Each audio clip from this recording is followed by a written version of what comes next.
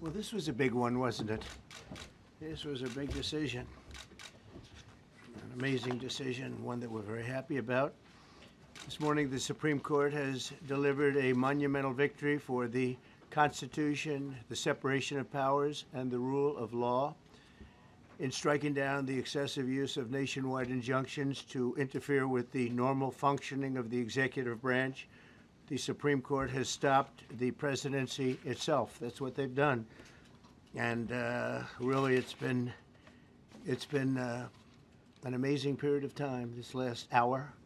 There are people elated all over the country. I've seen such happiness and spirit. Sometimes you don't see that, but this case is very important. I was elected on a historic mandate, but in recent months we've seen a handful of radical left judges effectively try to overrule the rightful powers of the president to stop the American people from getting the policies that they voted for in record numbers.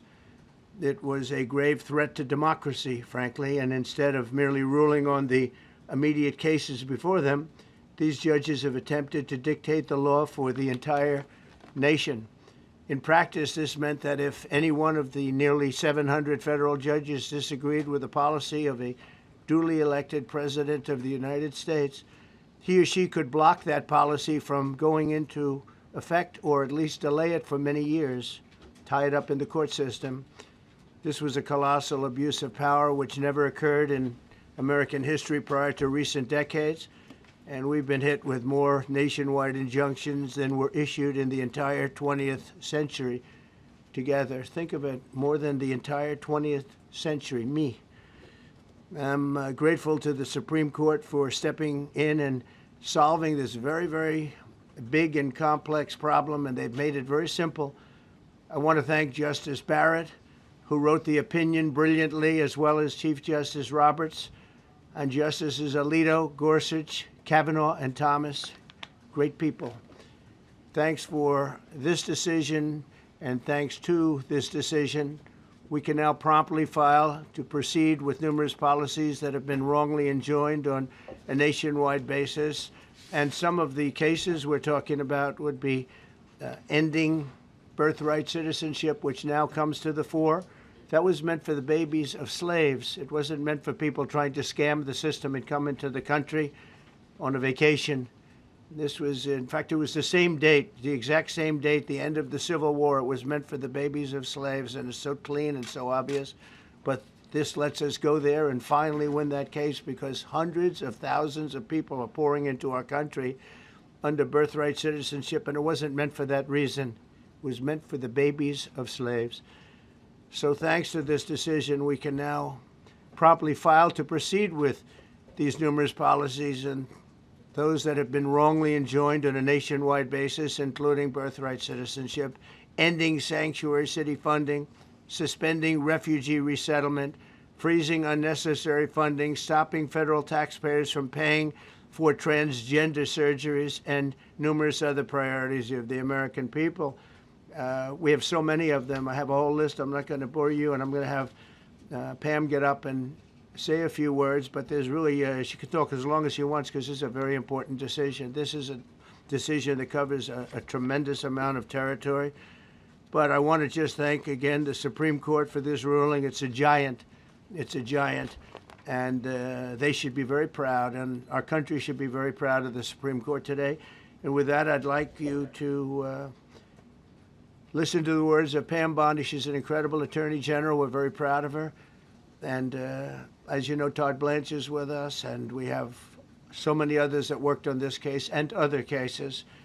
And I think they're doing a great job. Do you believe this ends the power of the lower court judges to stop your agenda? Do you see this as a full green light for your agenda going forward? Well, you'd have to really speak to the lawyers about that. But this is really also a decision based on common sense. It didn't work the other way. It was a disaster where somebody from a certain location in a very liberal state, or a liberal judge, or a liberal group of judges could tie up a whole country for years, because their decision would sometimes take years to overturn. We've overturned many of the decisions, but it would take years to do it. And we have to act quickly when it comes to illegal immigration. We have murderers, killers, we have drug dealers, we have what they've allowed to come into our country should never be forgotten. It should never be forgotten what they've done to our country.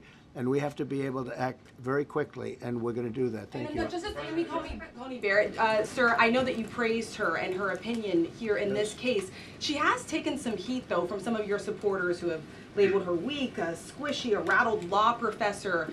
What is your take on that? I don't know about that. I just have great respect for her. I always have. And her decision was brilliantly written today, from all accounts. Yeah.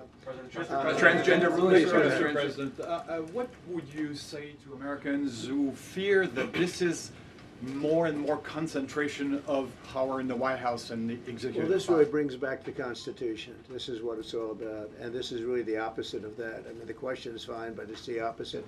The Constitution has been brought back. Thank you so much, President Trump. Illegal crossings in the border are 0 now. 0.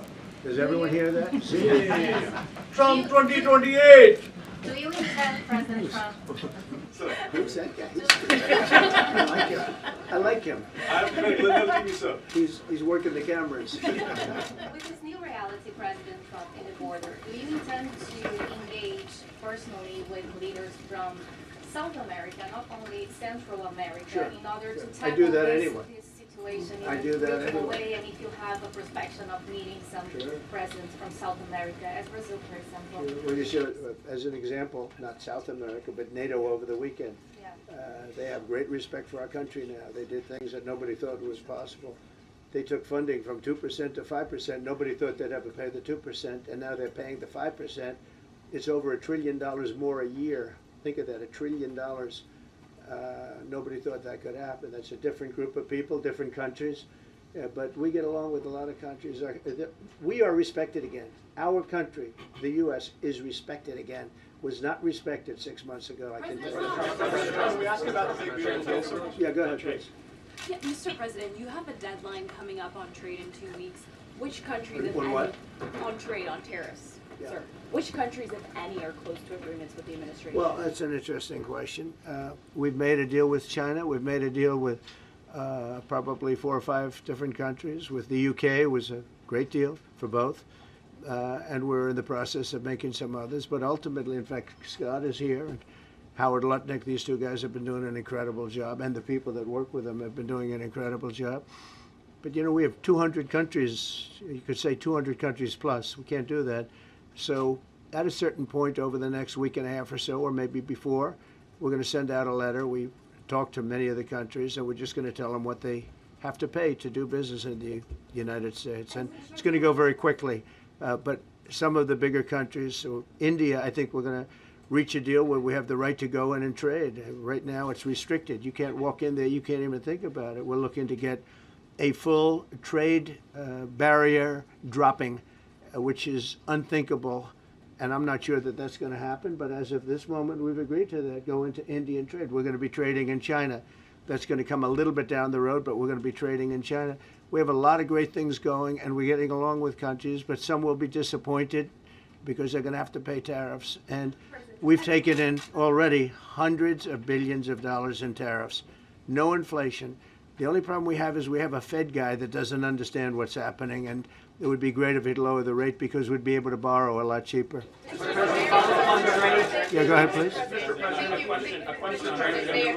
Why don't we keep it on this subject? This is such a big subject. You know what? Trade is so big, but this, I don't know, in a certain way, this might be bigger than trade.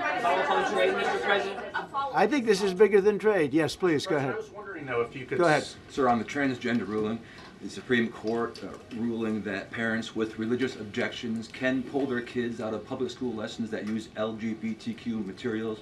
Pam brought it up. Your reaction to that ruling today, sir? I think the ruling was a great ruling, and I think it's a great ruling for parents. It's really a ruling for parents. They lost control of the schools. They lost control of their child. And this is a tremendous victory for parents. And I'm not surprised by it, but I am surprised that it went this far. It took us to bring life back to normal. So it's wonderful. It's parental. And I kept saying, we will give you back your parental rights. They were taken away, and this is a tremendous victory for parents. Yeah. Mr. President, if you look at the back at the last week, it's been extraordinary in terms of the action in the Middle East. You were at The Hague. Been a hell of a week, hasn't it? I'm wondering now if you It's been been some Iran week.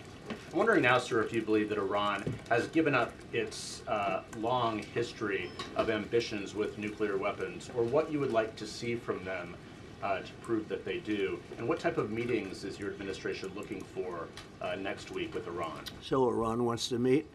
As you know, their sites were obliterated. They're very evil nuclear sites. They were, now has been proven. We had some fake news for a little while. The same people that covered the Hunter Biden laptop was from Russia. The same people that did 3 or 4 other Russia hoax. But on their ambition. No, wait, just listen. They came up with something that delayed the credit that our great pilots and these great what talent that was, and they hit it right down in the spot. 52,000 feet. Think of this dark, no moon, you couldn't see a thing, and they hit the refrigerator door, as they say. That's the size of a target, and overwhelmingly, and it's amazing what was done. We're the only ones that could have done it, and we took out the 2 of the other sites also. In addition to that, we finished them off. That was a very evil intention. I believe that, and again, time will tell, but I don't believe that they're going to go back into nuclear anytime soon. They spent over $1 trillion on nuclear, and they never got it together. And nothing was moved from the site, by the way. To do that is very dangerous. It's very, very heavy material. Those cars were most likely the cars of masons because they were pouring concrete at the top, at the hatch, as you know, the hatch going into the nuclear site. They wanted to reinforce it, and they had some masons there pouring concrete. By the way, that concrete was obliterated. It hit exactly at the concrete. It was, I don't think it had a chance to dry, but everything's down there. It's under millions of tons of rock. Please. Yes. Your administration has said that El Salvador is one of the safest countries in the hemisphere. So why haven't you yet canceled temporary protective status for that country? Was it part of the deal? Well, we'll take a look. We've had a great relationship with El Salvador. They have a fantastic leader. They built a massive prison system. And I don't know exactly why, but it's a hell of a system. And we bring people there, and when they go there, they don't get out. And frankly, when they hear they have to go there, they become very nice people. They become very nice people. It's a tough system, but it's a brilliant system. And it's a system done by a very, very good leader. We'll talk about El Salvador. A lot of respect.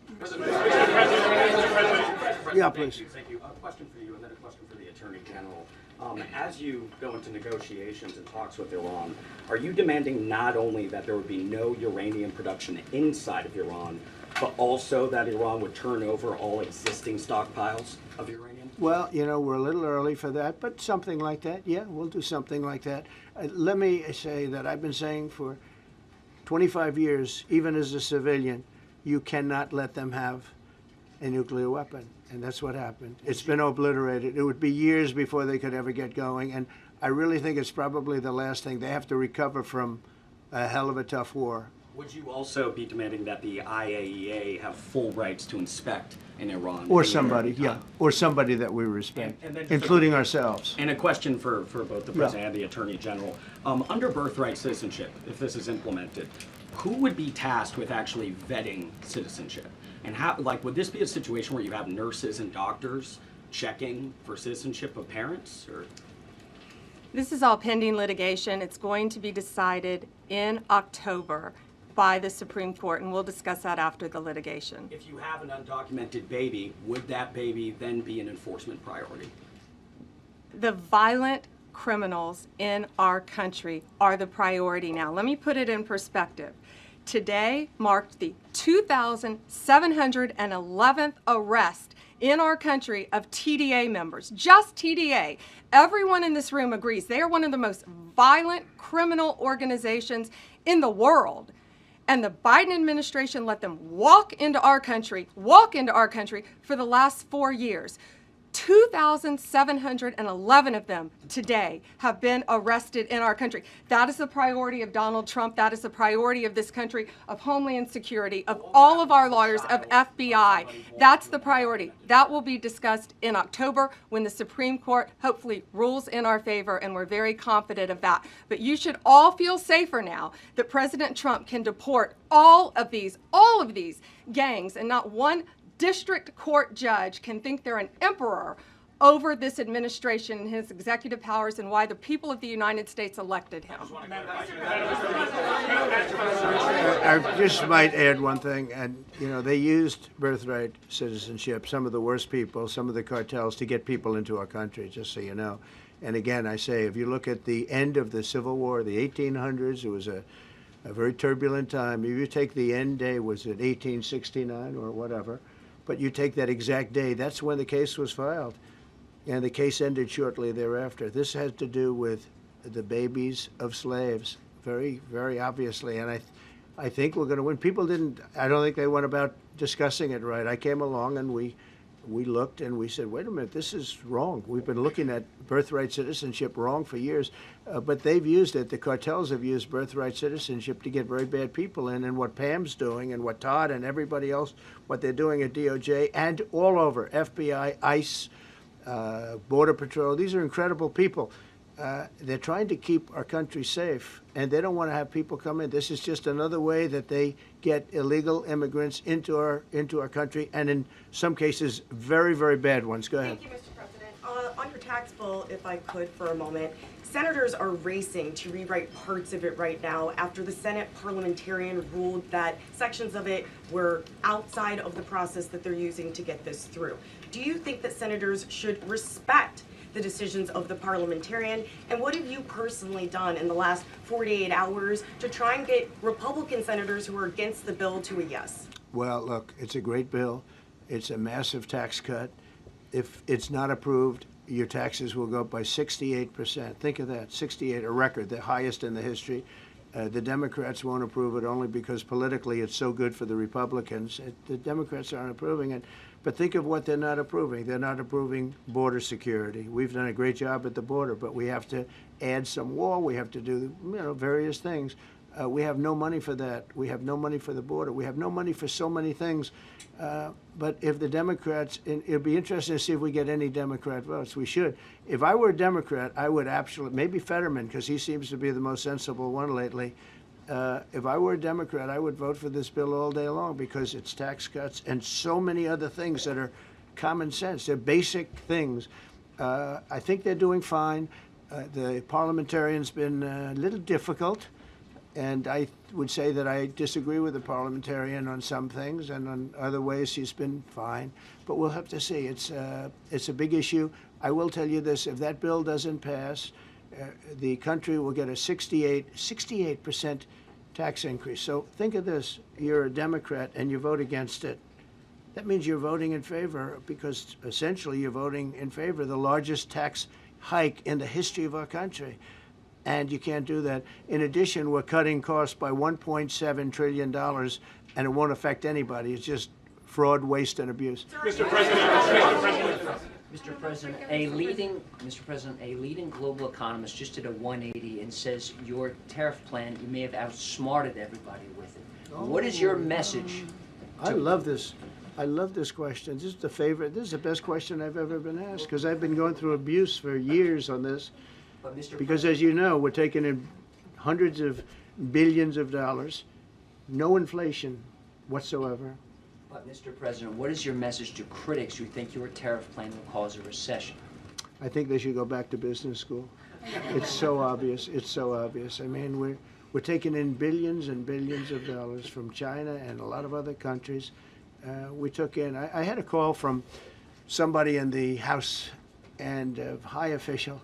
Sir, we have a problem. We don't know what to do. The books are a mess. I said, what do you mean by the books? The books, the money coming in. It's so terrible. I figured, oh boy, what's this? I don't like this question. I said, so what seems, there's so much money coming in, and there must be some kind of an accounting mistake, because we have hundreds of billions of dollars more money than we thought. I said, do me a favor, go check call me back. You have to call me back. Check the tariff column. Calls me back 2 hours later, says, you're right. We took in $88 billion in tariffs. They have so much money coming in. But more important than the money coming in, we have companies coming in, factories coming in, auto plants being built. AI is being built here instead of being built all over Europe and Asia. We have all of it. We have over $15 trillion, just about, Scott. I think we're right about that number. We went to Saudi Arabia. We went to Qatar, we went to UAE, very smart people, very smart leaders, great leaders, and we took in $5.1 trillion just there. Without the tariffs, I mean, they also liked a thing called November 5th, November 6th, and November 7th. That was a very good little period of time. It's called the presidential election. You know, you used to have one-day election, now you have it go over it, but even if you just took that little period, because it was pretty obvious it was going to be a landslide, and they like that, but they love the tariffs. I had Texas Instruments come in the other day, big company, and he said, we're putting in $60 billion into new plants and new equipment, new everything. Sir, you're going to keep the tariffs, aren't you? Because whoever took the tariffs off, and we are going to absolutely keep it. And they're worried that somebody that, like this communist from New York, someday gets elected. I can't believe that's happening. That's a terrible thing for our country, by the way. He's a communist. We're going to go to a communistic state. That's so bad for New York. But the rest of the country is revolting against it. But if somebody got elected, they're afraid that if this was taken off, well, we're going to guarantee it's never going to be taken off. And again, we're taking in think of this, hundreds of billions of dollars. And they were all confused because they've never seen this before. You know, it's always the other way. We don't have enough money. So much money is coming in at levels that nobody's ever seen. But most importantly, we have factories being built, car plants being built, companies moving to our country like never before. If you look at 15 trillion, and that's only in a few months. You know, I haven't been here that long. Presidents, like the last one, was a disaster. He's the worst president in the history of our country, by the way. What he did on our border can never, ever be forgotten. To me, that's the worst of all the things. And he's done some terrible things, grossly incompetent. Nobody knew it was him because I don't think it was him. I think it was whoever was controlling the auto pen. But our country is doing great. And those leaders and other leaders I just left, as you know, a large group of the most highly respected people. And that includes big countries. When you look at Germany and France and Spain, although Spain didn't come through, but they will. By the way, guaranteed they will. That was the only country that sort of tried to hold back on putting up the money. But just so you know, they said, it's unbelievable what's happened to the USA. You were a dead country. We didn't respect the country, the leader. You were dead as a doornail. One said to me, you went from being a dead country, you are right now the hottest country anywhere in the world. The whole world is talking about the USA, and everybody wants a part of it, and they're pouring into our country, and you're going to see those numbers. Thank you for that question.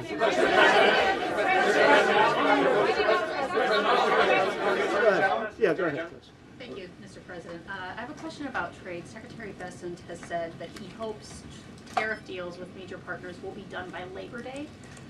So if some deals are not done by your July 9th deadline, will some countries' tariffs go back up, or will they stay where they are now? Well, there are some countries that are used to ripping us off, to be honest with you. And I don't want to name them, but you sort of can name them. And they're so used to just, taking billions and billions of, look, we had a trade deficit of more than $1 trillion. Think of a trillion, a trade deficit.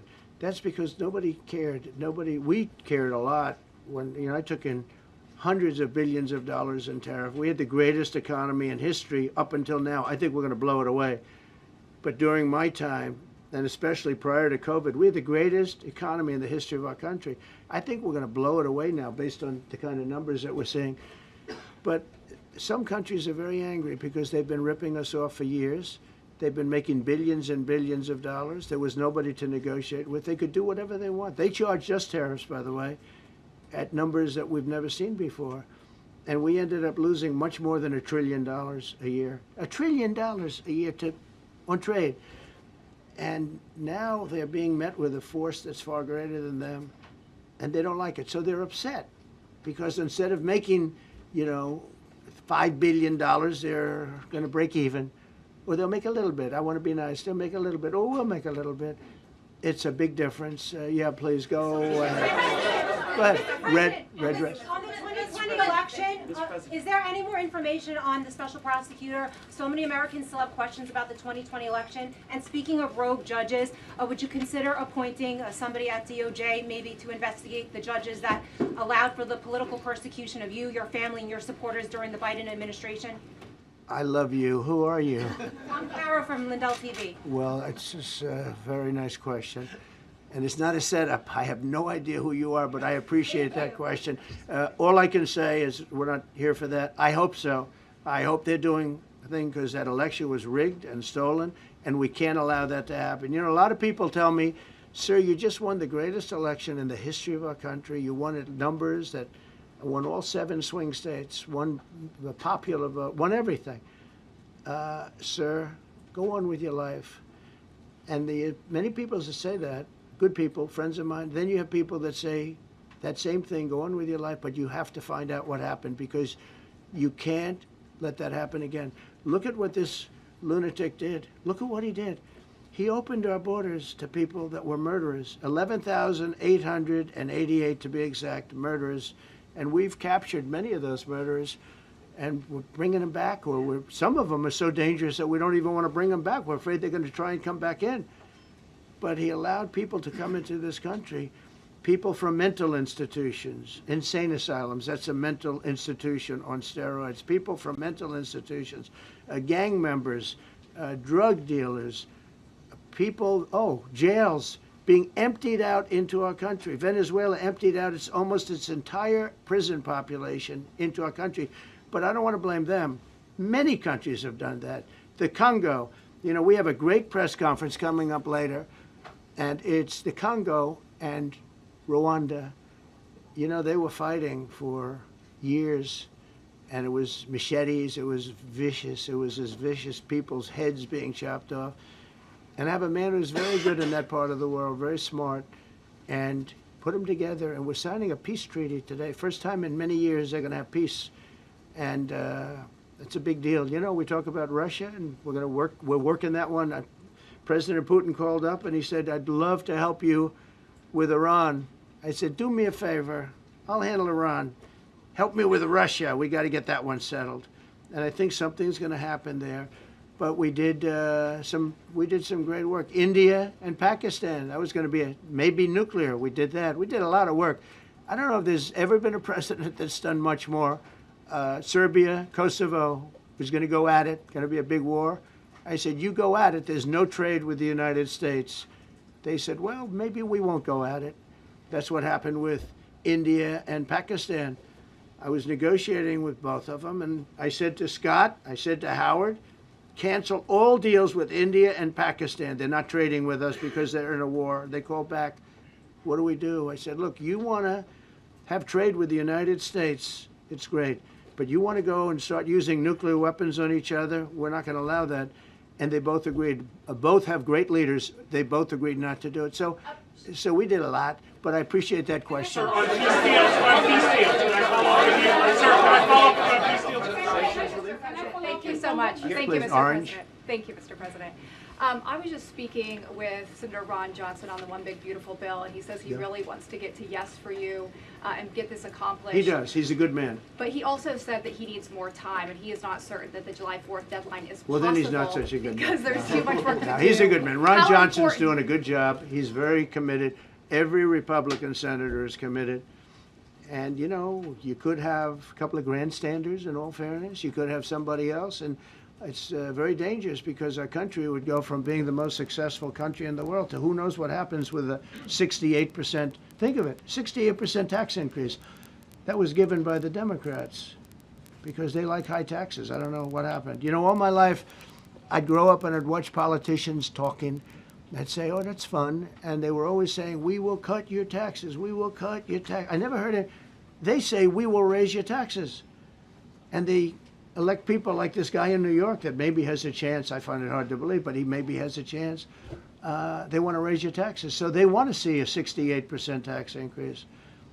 That's more money than anybody could afford. You'd go into a depression if that ever happened. So I think there's a lot of pressure to get that approved. President Trump, Mr. How important is the July 4th deadline to you?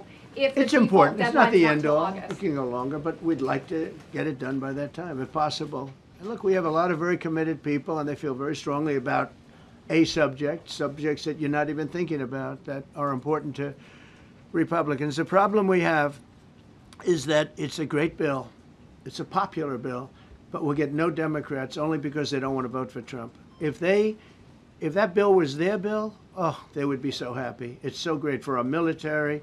It's great for everything. And they would normally vote, but because their hatred of Trump, they have Trump derangement syndrome at levels never seen before.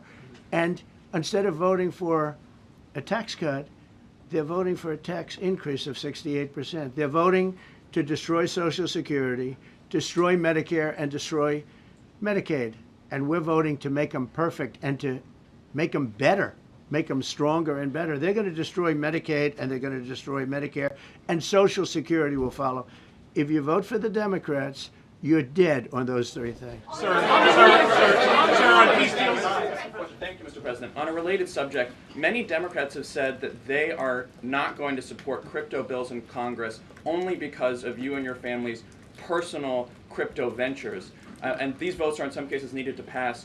Are you open to the idea of pulling away from your personal crypto ventures just for the next few years if that helps get these crypto bills passed in the next few months? Well, it's a very funny thing, crypto. So I became a fan of crypto, and to me it's an industry. I view it as an industry, and I'm president.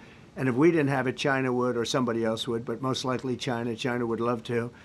And we've dominated that industry. It's a big industry, by the way. In fact, when the stock market went down recently, crypto and Bitcoin and all of that went down much less than anybody else as a group.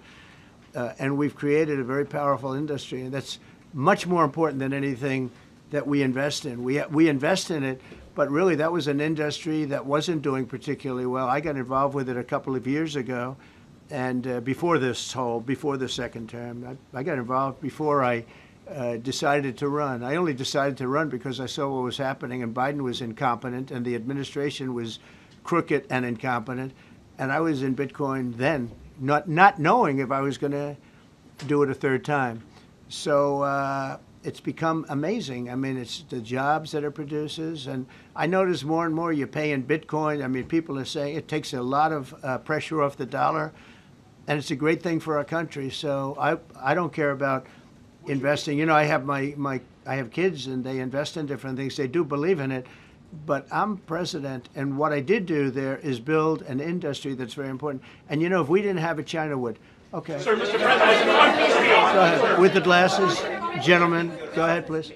Go ahead. Thank you, Mr. President. So, are you going to cut funds in the sanctuary states, like, for instance, California? They keep supporting illegal immigration, and then these people work under Yeah, we're the giving them table. a hard time. And also, if a foreign policy I question. mean, they don't have a governor in California. They have a man that wants to give away everything to people that nobody's seen before. If we didn't go into Los Angeles with the military, which did a fantastic job, but if we didn't go into Los Angeles bringing in the National Guard, I would have brought the military if it was necessary, because you have to. We have the right to. That was another thing upheld by the Supreme Court. But if we didn't go in with the National Guard and be strong and tough, you wouldn't maybe have Los Angeles. It would be like the rest of California, the rest of Los Angeles. They lost 25,000 houses in a fire. They should have lost none. You know, I sent the water down. I had to break into their water supply because they just refused to do it. They're crazy. There's something wrong with them. They have plenty of water. They don't have droughts or anything. They have we let it come down from the Pacific Northwest. They routed all the water out into the Pacific Ocean for environmental reasons, okay? And now you have 25,000 houses, none of which would have burned down if you had the water. They didn't have water. They didn't have water for the fire pumps. They didn't have water in the sprinkler systems that people put in. So the answer is we're going to work with governors. We're going to work with radical left Democrats and Democrats, and we're going to make it good for everybody. We'll have to stop the crime in those, in the case of the cities, I think I can say just about all cities with heavy crime are run by Democrats. Go ahead. 11 Yeah, with the glasses. I'm with Iran Go ahead, yes. International. Yeah, no, the man behind you, yeah, please. President Trump, Anthony Mashak from MTV Lebanon. I want to ask you regarding the threats posed by Iran's allies and proxies operating in the U.S. They were threatening your life. So what do you say about that? And regarding the Lebanon, because Hezbollah is as well part of Iran's allies, is there any time frame in Lebanon regarding disarming Hezbollah in Lebanon? Yeah, Lebanon is a great place with brilliant people. You know, it was known for the professors and doctors and had an incredible history. And hopefully we can bring it back again. I just appointed a friend of mine who's Lebanese, and I didn't know he was Lebanese. I've known him for 20 years, very, very successful man. And I just appointed him. And I said, why would you want that? He says, because I was born there, I was raised there, I love it. I love it so much. I said, you know, it's very dangerous going to Lebanon as ambassador. And he said, that's what they say, but I don't care about danger. I mean, this is a guy that is just a very big business guy. He wants to give up his whole life to go to Lebanon because he believes in it so much. We're with Lebanon all the way. We'll try and straighten it out. Your life as well. So what action? Threaten my life? Yeah, they have threatened. I get that throbbing feeling every once in a while. Get that throbbing feeling, but you know what? That's okay. This is a dangerous business. What I do is a dangerous business. You know, I tell the story of the car companies and different people and different professions you have. Race car drivers, as an example. 1/10 of 1% die. Bull riders, 1/10 of 1%. That's not a lot, but it's people die. When you're president, it's about 5%. If somebody would have told me that, maybe I wouldn't have run. Okay? This is a very dangerous profession. Yeah, please. By the way, so many questions. Should we keep this going, Pam? Or not? This is the opposite of Biden. Biden would take a half a question and he'd leave without answering it. Go ahead. On Iran. You tell me when it gets boring. Okay. If Iran. Are you from Iran? No, I'm not from Iran. I'm from the UK. But if the intelligence reports conclude that Iran can enrich uranium to a level that concerns you, would you consider bombing the country again? Without question, absolutely. And have you had any conversations? Turned out to be unbelievable. But, you know, our incredible flyers and I call them the shots. These guys are unbelievable. Think, from 52,000 feet, they hit the equivalent of a refrigerator door. They actually hit it right in the center, so it's much smaller than that. And just bomb after bomb going deeper, deeper, blowing up. Incredible, incredible thing. I don't know if you heard the general. He was very impressive. Raisin Cane. You know, he's the one that beat ISIS for me. And he did it in a matter of weeks. And I was told it was going to take 4 or 5 years. And when I got this job, I always said, if I get this job, I'm going to put that guy as the head of the Joint Chiefs of Staff. And Dan Kane, and he, when I heard his name was Raisin, his nickname is Raisin Cane. I said, you got to be kidding. So I liked him right from the beginning. But he knocked out ISIS in a time that nobody ever thought possible. And when this attack was completed and so successful, I said, now I know how you knocked out ISIS so quickly. But we have the best people, we have the best equipment in the world. You know, I rebuilt the military during my 4 years, during my other term. We have the best equipment in the world. The problem is we gave away, you know, a lot of it, but small relatively speaking. We gave a lot of it away to Afghanistan. Shouldn't have happened. That just shows how incompetent they were. They gave all that equipment away, billions and billions of dollars worth. Shouldn't have happened, but that was small compared to what we have. Now we have a great military with great people. Okay. Yeah, please. Mr. President, congratulations. A couple of very different questions. One is Rwanda, 1994. As you grew up in New York, we all knew how horrific those attacks were. Congratulations on that treaty. There are talks that perhaps... That's going to take place today at 3 o'clock in the Oval Office. We're going to have a signing with Rwanda and the Congo. So I'm a little out of my league in that one because I didn't know too much about it. I knew one thing. They were going at it for many years and with machetes. It is one of the worst wars that anyone's ever seen. And I just happened to have somebody that was able to get it settled. I mean, just a brilliant person who is very comfortable in that part of the world. It's a very dangerous part of the world. I said, are you uncomfortable there? People are being killed. School children are being raided and killed. And I don't even want to say how, but as viciously as I've ever heard. Are you uncomfortable? No, that's the part of the world that I know. Very comfortable. Was able to get them together and sell it. And not only that, we're getting for the United States a lot of the mineral rights from the Congo as part of it. They're so honored to be here.